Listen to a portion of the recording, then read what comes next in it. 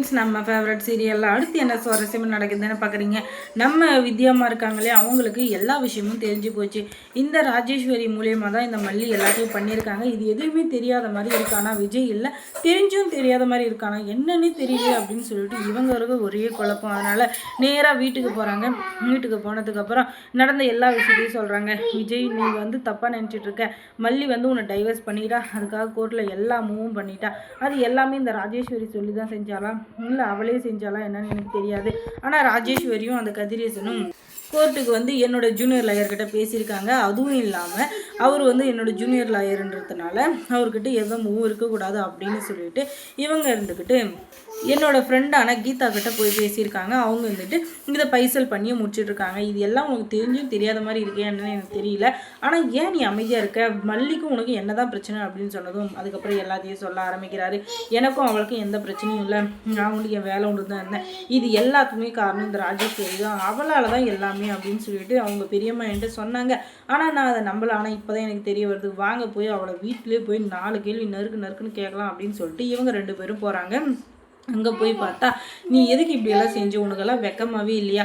நீ தான் எங்கள் குடும்பத்தை வந்து பிரிக்கணும், எங்கள் குடும்பத்தை அழிக்கணும்னு சொல்லிட்டு நினச்சிக்கிட்டு எங்கள் சொத்து பத்து எல்லாத்தையும் பிடிங்கிட்டு எல்லாத்தையும் பண்ணிவிட்டு இதுக்கு மேலே உனக்கு என்ன தான் வேணும், எதுக்காக எங்களை இப்படி சித்திரவதை பண்ணிங்க அப்படின்னு சொல்லிட்டு நாக்கப்படுங்க மாதிரி 4 கேள்வி கேட்குறாங்க. உடனே அவங்க சீட்டி இருந்துட்டு போலான்னு ஒன்று அடிக்கிறாங்க. அவளை, உனக்கெல்லாம் அறிவே இல்லையா? இவ்வளோ நாள் நீ பண்ண இதெல்லாம் பொறுத்துட்டு இருந்தது காரணம் நீ வந்து என்னுடைய பொண்ணாக இல்லைனாலும் உன்னை பொண்ணு மாதிரி தான் நானும் பார்த்தேன். விஜய் அப்படியோ அப்படி தான் நீயும்.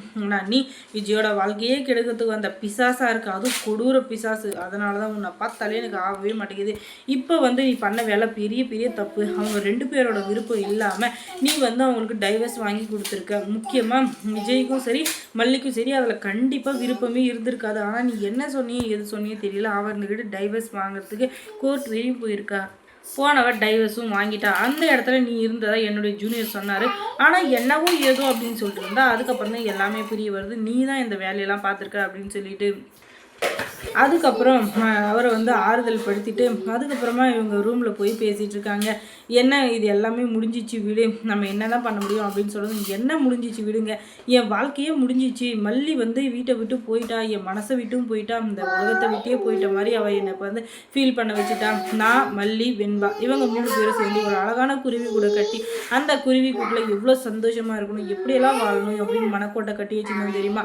லாங் ட்ராவல் போகணும், நல்லா சாப்பிடணும், நல்ல ஸ்கூலில் வெண்பாவை சேர்த்தணும், அதுக்கப்புறம் எங்கள் வாழ்க்கையை வந்து சந்தோஷமாக வாழணும்னு சொல்லிட்டு எவ்வளவோ கனவு கண்டு வச்சுருந்தேன். அது எல்லாத்தையும் ஒரு நிமிஷத்தில் சுக்கு நூறு ஆக்கிட்டாலே நான் என்ன பண்ணுவேன் அப்படின்னு சொல்லிட்டு கதறி கதறி அழுறாரு. நீ அழாதப்பா, உன் நல்ல மனசுக்கு எல்லாமே நல்லதாக நடக்கும்.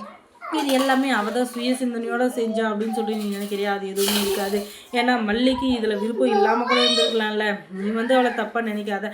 ஏன்னா மல்லி வந்து அப்படிப்பட்டவ கிடையாது, உனக்கே தெரியும். அதனால் மல்லியை மட்டும் தப்பாக நினைக்காத அப்படின்னு சொல்லிட்டு பேசிக்கிறாரு. என்ன நீங்கள் பேசிகிட்டு இருக்கீங்க? அவள் விருப்பம் இல்லாத கோர்ட்டு வரையும் போய் அவள் டைவர்ஸ் வாங்கிட்டு வந்தாளா?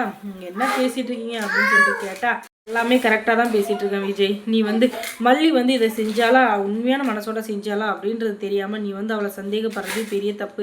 ஏன்னா அவள் பண்ணது எல்லாமே தப்புன்னு நான் சொல்ல வரல, ஆனால் அவளுக்கு தெரியாமல் இது நடந்திருக்கலாம்லன்னு தான் சொல்கிறேன். கொஞ்சம் யோசிச்சு பாரு. அதை விட்டுட்டு அவளை வந்து சந்தேகப்படுறதுனால எதுவும் வரப்போறதில்ல அப்படின்னு சொல்லிட்டு சொல்கிறாங்க. உடனே சரி நம்ம அவகிட்டயே போய் கேட்டு என்ன ஏது உண்மை அப்படின்னு தெரிஞ்சுக்கலாம் அப்படின்னு சொல்லிட்டு 2 பேரும் கிளம்புறாங்க. வீட்டுக்கு போய் பார்த்தா மல்லி அங்கே இல்லவே இல்லை. எங்கே போயிருப்பா அப்படின்னு சொல்லிட்டு பார்த்தா அவள் கோவிலுக்கு தான் போயிருப்பா. அங்கே போய் பார்த்தா அவள் சாமி கிட்ட எல்லாத்தையும் சொல்லி கதறி கதறி அழுதுட்டு இருக்கா. என்னோட விருப்பம் இல்லாமல் என் வாழ்க்கையை நான் தொலைச்சிட்டேன். என் வாழ்க்கையில் எதுவுமே நான் நினச்ச மாதிரி நடக்கிறதில்ல, எல்லாமே நான் நினச்சதுக்கு ஆப்போசிட்டில் தான் நடக்குது. அப்படிப்பட்ட என் வாழ்க்கையை எதுக்காக எனக்கு கொடுத்த கடவுளே, நான் வந்து இப்படியே ஒண்டி கட்டியே இருக்கணும்னு நினச்சின்னா அது நீ ஃபர்ஸ்ட்லேயே செஞ்சுருக்கலாமே. எனக்குன்னு ஒரு வாழ்க்கை துணையை கொடுத்த, ஒரு குழந்தைய கொடுத்த, எல்லாத்தையும் கொடுத்த, ஆனால் சந்தோஷன்ற ஒன்று கொடுக்காம போயிட்டியே. அதுக்கு பதிலாக என்னை சித்திரவதை பண்ணிட்டு இருக்கேன். நான் என்ன தான் பாவம் பண்ண சொல்லுங்கள். என் வாழ்க்கையில் எல்லாருக்குமே நான் நல்லதான் நினைக்கிறேன், ஆனால் எனக்கு மட்டும் கெட்டது தான் நடக்குது. நான் என்ன பணம் பண்ணணும், என்ன புண்ணியம் பண்ணணும் எனக்கே தெரியல. எனக்கு நடக்கிறது மட்டும் எல்லாமே விசித்திரமாக இருக்குது. அந்த விசித்திரத்துக்கு காரணமே இந்த கடவுள் தானா அப்படின்னு சொல்லிட்டு நினைக்கிறப்ப பயங்கரமாக கோபமாக வருது அப்படின்னு சொல்லிட்டு அவங்க கதறி கதறி அழுதுட்டுருக்காங்க. அந்த இது எல்லாத்தையுமே நம்ம விஜயும் கேட்டுடுறாரு. அதுக்கப்புறம் தான் உண்மையெல்லாம் புரிய வருது. மல்லி உண்மையான மனசோட நம்மளை டைவர்ஸ் பண்ணல அப்படின்னு சொல்லிட்டு. அதுக்கப்புறம் மல்லி சீரியலில் என்ன சுவாரஸ்யமாக நடந்திருக்கும் நீங்கள் தெரிஞ்சுக்கணுன்னா நம்ம சேனலில் சப்ஸ்கிரைப் பண்ணுங்கள். அதோட பக்கத்தில் இருக்க இந்த பெல் ஐக்கானை கொஞ்சம் கிளிக் பண்ணி விடுங்க. தொடர்ந்து இந்த சேனலுக்கு சப்போர்ட் கொடுங்க. தேங்க்ஸ் ஃபார் வாட்சிங்.